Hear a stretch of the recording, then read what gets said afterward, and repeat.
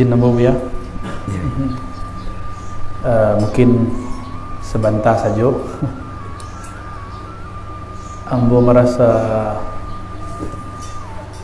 dapat keberkahan berkunjung ke zawiyah atau surau dari Buya Syekh Bashir yang kemudian dilanjutkan oleh khalifah-khalifah beliau ya, anak beliau.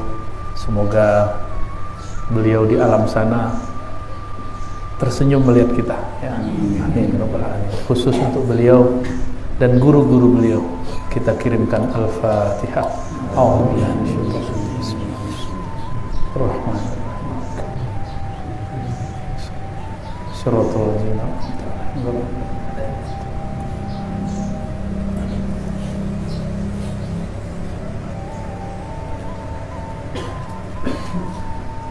Arwah itu kalau masuk ke alam barzakh itu bukan berarti persoalan selesai. Diri kita banyak bagi-baginya, maka muncullah ada tarekat asaliyah, ada tarekat syatariyah, ada kajian martabat 7 dan macam-macam. Tapi itu panjang. Kini kita bagi saja 3 ya. Diri nan dari tanah, saripati tanah, pulang ke tanah. Diri yang merasakan litak, lapar, emosi, ingin menikah, ingin cari piti, itu diri namanya nafsiyah, nafs. Itulah yang mati. Kullu nafsin dha'iqatul maut. Setiap jiwa akan mati. Itu nafs namanya. Tapi ada yang bukan nafs, itulah bernama ruh. Ketika orang mati, yang mati itu cuma nafs. Jadi kekuatan nafs itu, jiwa itu dipisahkan daripada badan dan tercipta dari tanah. Maka tak pulang badan kepada tanah, walaupun dia meninggal di laut, dia meninggal di pesawat. Semoga kita meninggal dalam waktu yang enak ya. Kalau meninggal sedang berjuang fisabilillah lebih baik, atau sedang berdakwah, atau sedang ngajar, atau sedang wirid aurat zikir, sedang sujud kepada Allah Subhanahu wa taala. Amin ya rabbal alamin. An-nafs itu karakternya liar. Dia liar, harus dijinakkan. Mohon maaf kita sebut si anjing kalbun, kalau dididik tuannya setiap hari dari ketek menjadi, dalam Al-Quran diberi gelar untuk anjing itu al-kalb al-muallamah, anjing yang terdidik, anjing yang terdidik, terlatih. Jadi kalau anjing saja bisa dilatih, kalau dipakai kumbuah gaci ya, tapi itu orang berang mengecek begitu ya. Maka kami kadang-kadang ganti istilahnya si guguk gitu. Jadi kalau bahasa Arab biasa kilab, kalb ya. Si anjing itu Allah muliakan sebutannya al-kalb al-muallamah, anjing yang terdidik. Jadi sekelas anjing yang buas, yang liar, gak punya akal, instingnya bisa dilatih. Insting itu nafs. An-nafsiyah kita itu bisa dilatih. Kalau ruh bukan latihan, cuma satu, maunya dia mengenal, ma'rifah. Itulah Nabi mengatakan al-ihsan an ta'budallah ka'annaka tarah. Ihsan itu puncak ketika ruh engkau merasa berhadap-hadap dengan Allah. Itulah kaji puncak dalam orang basula, muraqabah dan syahadah. Tapi itu tidak dibuat-buat, buat laisa bitasannu, tidak bisa bak ojan-ojan kecil orang, tidak bisa dibuat-buat. Itu anugerah dari Allah Subhanahu wa taala. Maka ketika mati, tubuh sudah tidak bisa bergerak, tapi nafs Allah pisahkan. Nafs itu ditanya. Kalau nafsnya di backup dengan ruh yang kenal Allah, ditanya oleh malaikat, man rabbuk, siapa Rabbmu, ruhlah yang menjawab, nafs tinggal duduk sana. Tapi kalau ruhnya tidak kenal Allah, nafsnya dulu pernah mengaji seketek-seketek, rasu-rasu Tuhan ambo, salah namanya, Tuhan yang diajar dek buya tu, itu lah bisa tu.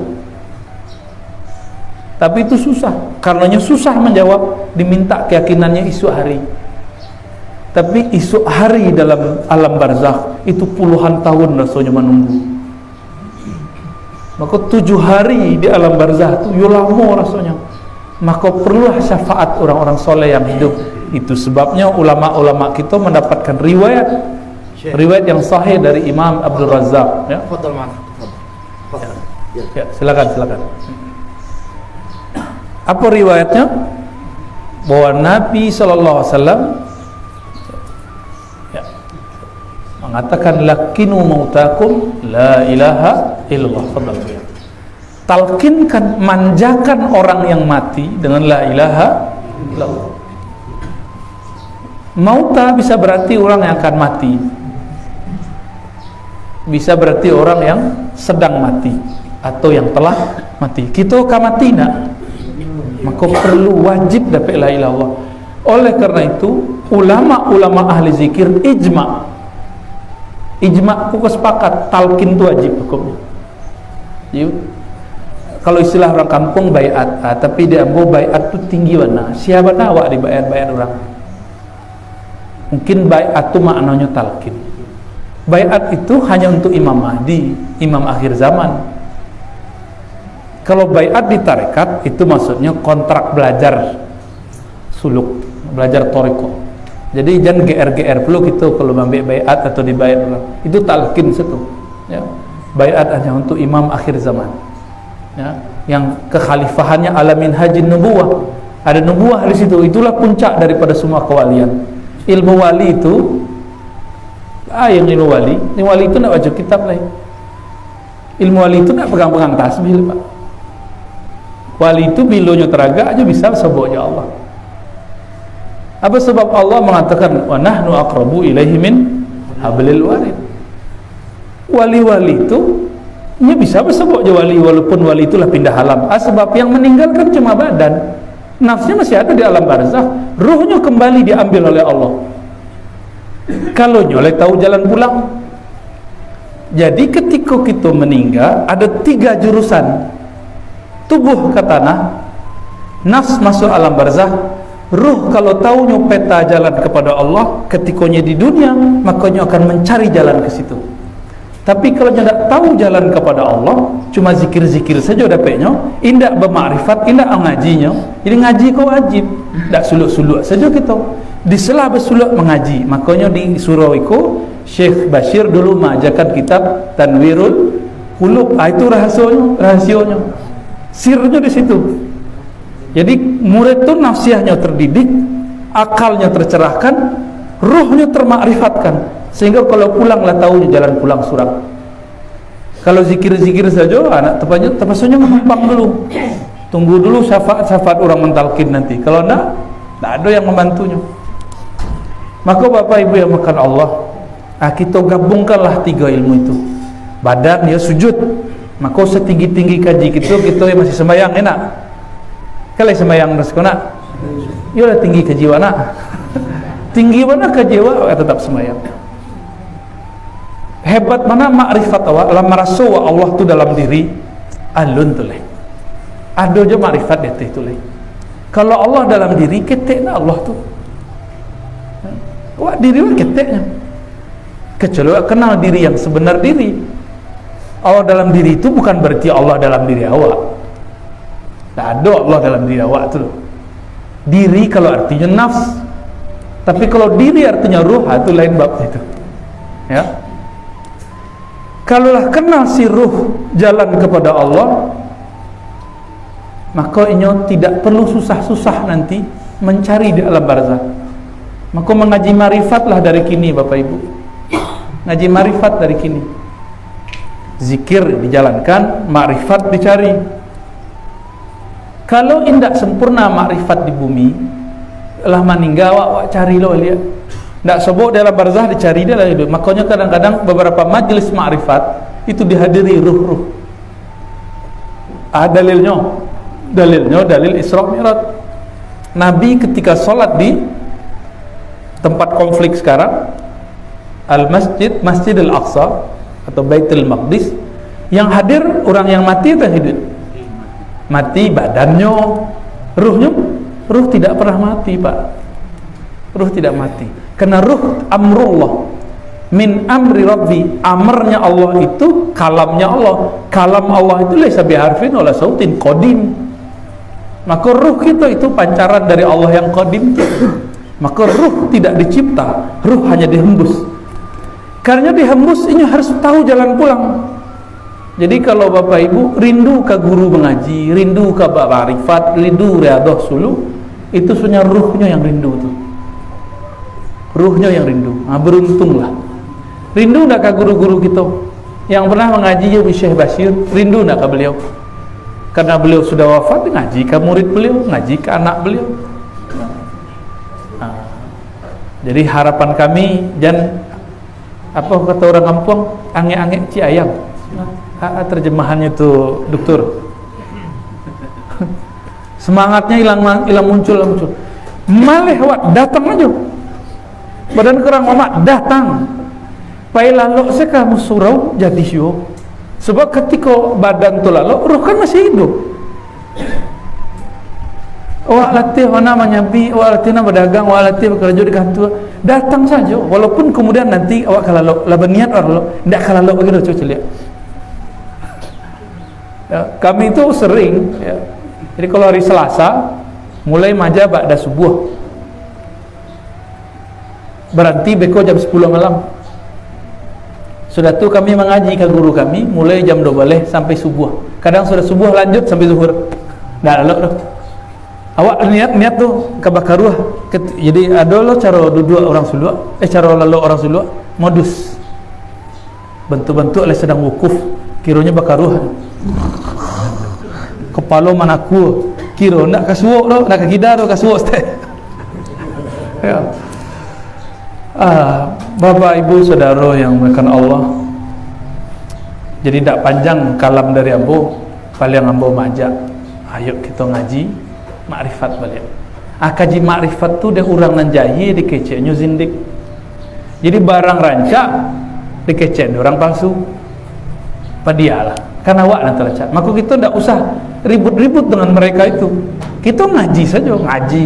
Tapi kalau yang mulai terang-terangan menghantam gitu, kita nggak boleh diam. Harus siapkan senjata untuk itu. Tapi kalau ininya tidak pernah, tidak digaduhnya Surawa mengalwa, sibuk ngurus orang tu biasanya. Ya. Nah kalau ambo memang tugasnya lain.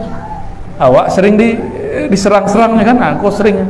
Dr. Biker, Dr. Doni, sering diserang. Itu mah harus membiarkan dalil, harus berpolemik sesekali, polemik yang positif. Tapi kalau lah ngaji marifat, tidak boleh ada polemik. Merasa tinggi seskete batal kaji. Itu marifat bukan marifat, itu baru hakikat, tapi hakikat iblisiyah.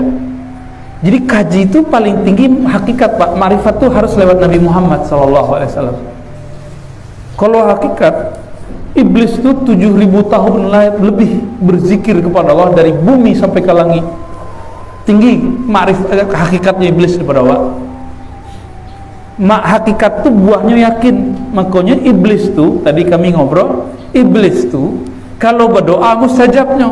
Sebabnya yakin. Jadi kalau hitung-hitungan yakin, mungkin lebih yakin si iblis daripada para mursyid, apalagi para murid. Apa kata iblis? Rabbi anzirni ila yaumi yub'atsun. Rabb, juciek namanya memanggil Allahnya dikabulkan oleh Allah. Ya Allah, Rabbku, penciptaku. Jadi iblis kok menerima Allah sebagai penciptanya. Berarti dia tahu hakikat dirinya. Tapi dia kemudian meminta fasilitas berlebih. Fasilitasnya? Anzirni, tolong tangguhkan aku sampai ke mati, sampai kiamat.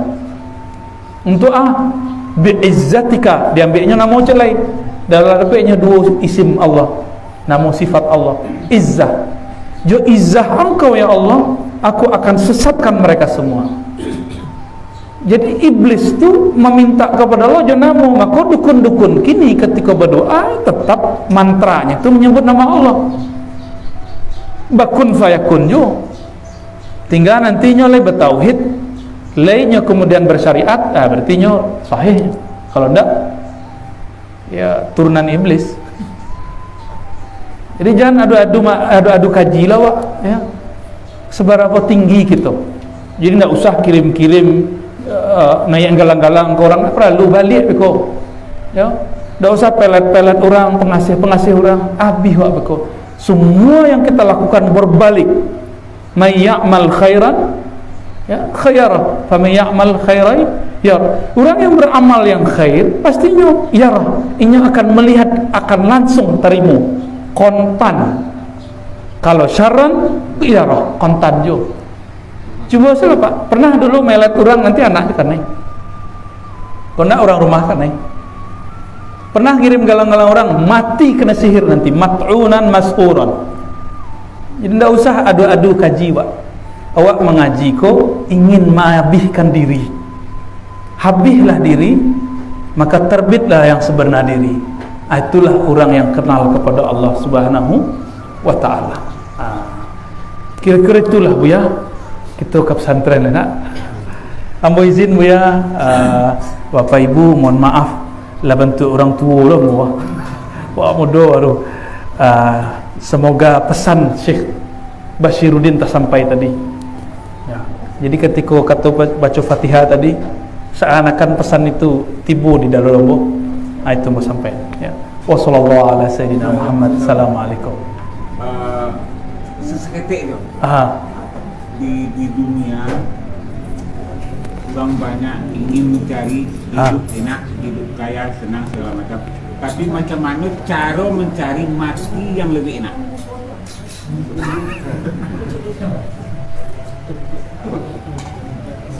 Bakawan jangan mematiin awak.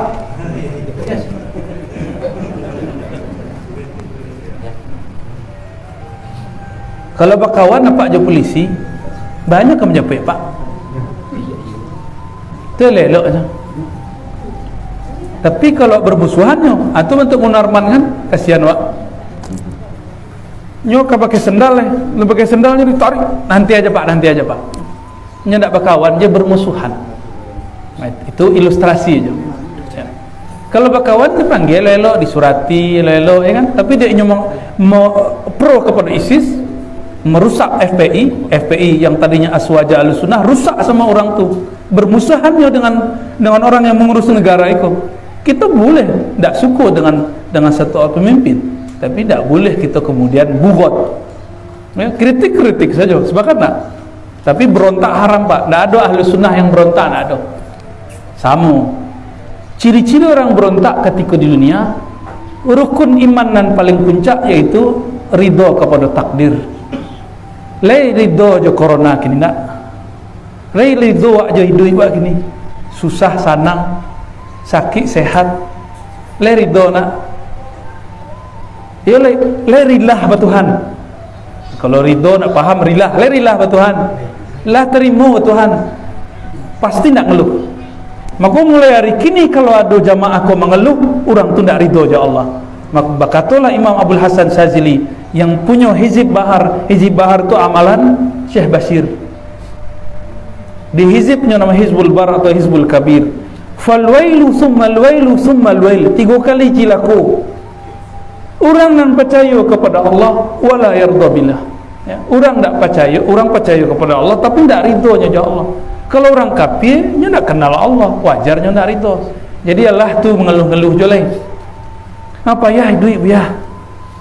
Payah je dulu sebelum corona payah, kini payah. Tu bila nak payah? Mati salah nak. Jadi kenali berkawanlah dengan mencabut nyawa tu. Hakikat yang mencabut nyawa kan Allah, bukan malaikat maut tu. Malaikat maut tu dapat SIM dari Allah. Kalau datang malaikat maut kan satu hari sejangkanya jawab. Satu hari maka lah beban Pak tu lah dakiknya tu Pak. Sama jambu lah beban apa. Lah dakiknya. Satu hari je macam awak. Ditutupnya matanya, ditutupnya nafasnya. Disitulah kemudian hilang awak. Kalau berkawan awak je beliau, nampak dengan nama Allah tu lah. Beraninya nak mengadunya kau punya nama. Ya Allah, engkau yang punya nama. Nama engkau bersemi dalam kalbu hamba engkau. Ba'anya kemudian. Maka Allah dengan latifnya dengan kelembutannya Allah Ta'ala. Allah kirimkan cahaya kelatifan kelembutannya kepada malaikat maut. Jadi itulah yang mencabut. Apa kata Allah? Hai malaikat maut, ambillah nyawa hambaku kekasihku dengan selembut-lembutnya. Jangan pernah sakitinya satu helai pun, satu jengkal pun. Itulah kira-kira. Maka bersamalah dengan namanya, sebutlah lafaz yang paling disukainya, la ilaha illallah, di lidah Allah, Allah di dalam, mengenal dan punya nama di dalam ruh. Itulah pengenal. Semoga kita sadonya yang hadir, Allah izinkan hidup dengan kalimah la ilaha illallah, memaknai lafaz Allah, mengenal dan punya nama Allah, meninggal dengan lafaz la ilaha illallah Muhammadur Rasulullah SAW. Al-Fatihah.